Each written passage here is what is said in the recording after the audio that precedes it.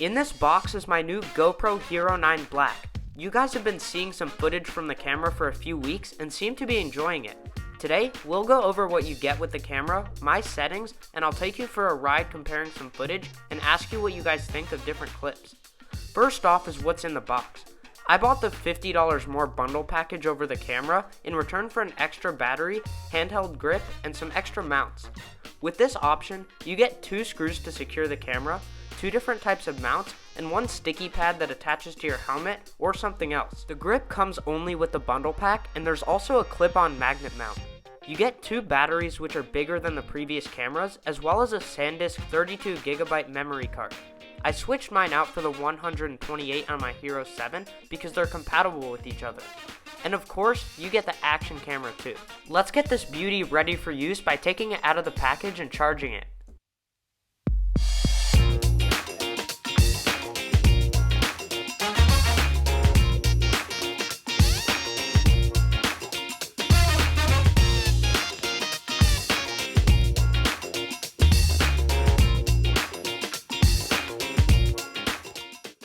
And now I want to tell you about my settings on this new camera. They're pretty similar to what I used on my Hero 7 Black for a while, but slightly different because this camera has modifications.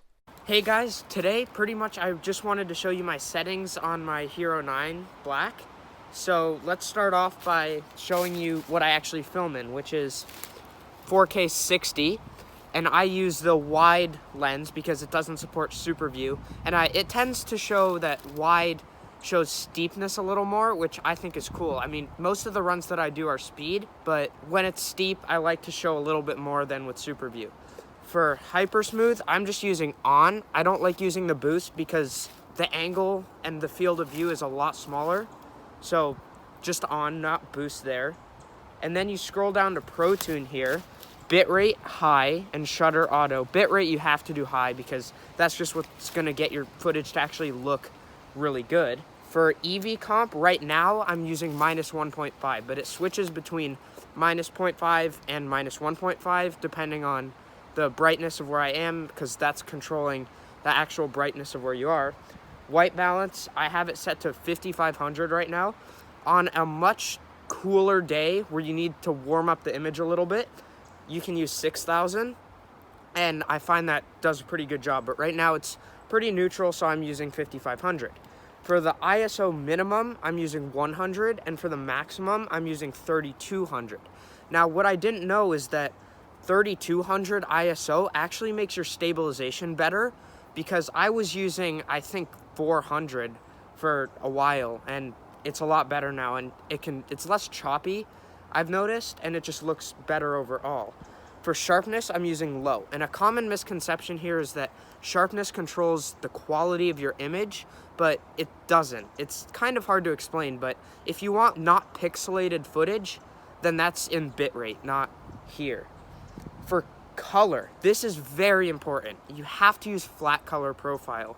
If you use GoPro color, it's just gonna look terrible. It's gonna look way too green in some spots. It's gonna look patchy, and it's not gonna be good at all. So for raw audio, I have it off, but I think I'm gonna change it to wind mics because, as you guys can see, I don't have any fuzzy microphone wind sensors here on the GoPro. So I think I'm gonna start using wind, but it's a lot better to get the external microphones because it'll just sound more natural. So those are my settings. And also, something that I wanted to note is I did make a video about where I'm mounting my GoPro a few months back, actually a while back, and let me show you here. This is my Fox Pro Frame helmet, and it's a pretty cool helmet. And right here, I've cut a little circular tripod mount, and it just sticks right on there. And then I've added some super glue. And then pretty much what you can do is you can take the GoPro, and right here, you can mount it straight on with the little screw. And what I find is that it doesn't hit your chest when you look down, but it also doesn't get in your way. Like, you're not gonna notice it too much. I mean, this new Hero 9 is a little bit heavier than some of the previous cameras, so you might notice it a little more, but it's still nothing that's gonna be crazy and affecting you.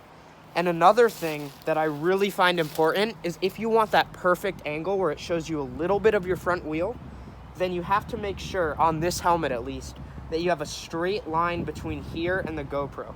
So right here, it's almost straight, it's a little bit out. So that tends to show more ahead of you, and then when you point it in, it's gonna show your wheel more. So that's that. And that's my film setup. So now, I think we gotta test it, and I'm gonna show you guys some footage of the Hero 7, the Hero 9 with GoPro color, my settings, and then natural settings, like what comes in the camera and why you have to tune it.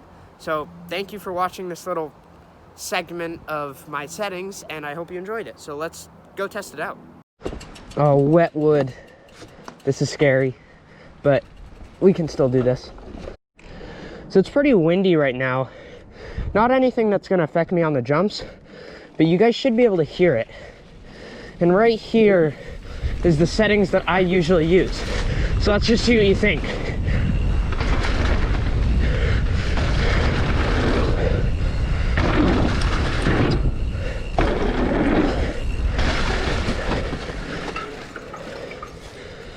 So this footage that I have looks pretty much exactly like what it does to the human eye, and that's what you want in the GoPro settings. Notice how there's no shadows or anything that are intruding into the trail, and it looks pretty natural and easy to watch. Okay, so on this run, I am using standard GoPro settings, so I haven't changed anything, and this is just another option that I have programmed into the camera. And I want you to look at the sharpness from the side, and you'll notice a huge difference.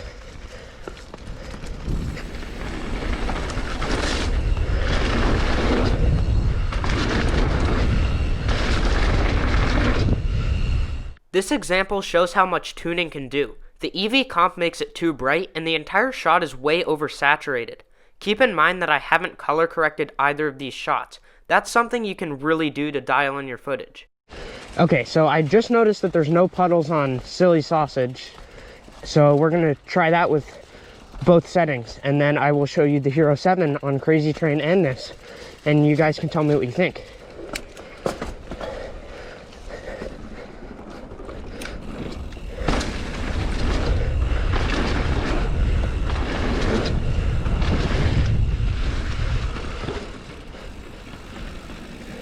And now with GoPro standard settings.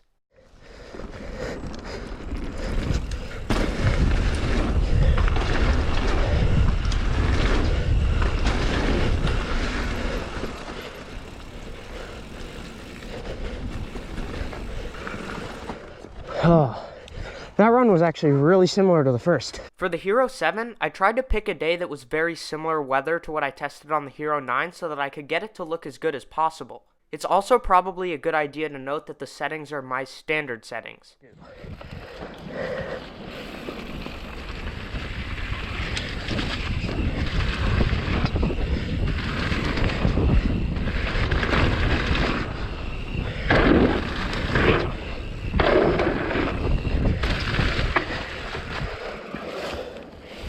Sick. Now let's do Silly Sausage.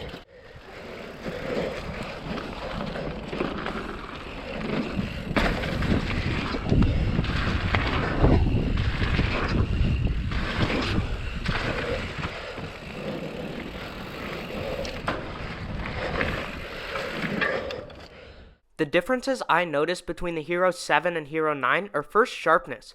I'm seeing that the Hero 9 is a bit more clear when you tune the settings, making footage look a little bit better. I also noticed the stabilization difference. The 9 is less choppy, but it's not by much. Both cameras are very stable.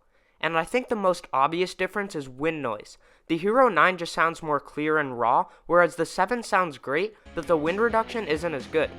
Well, that's it for my settings, and I hope you either found this entertaining or informative.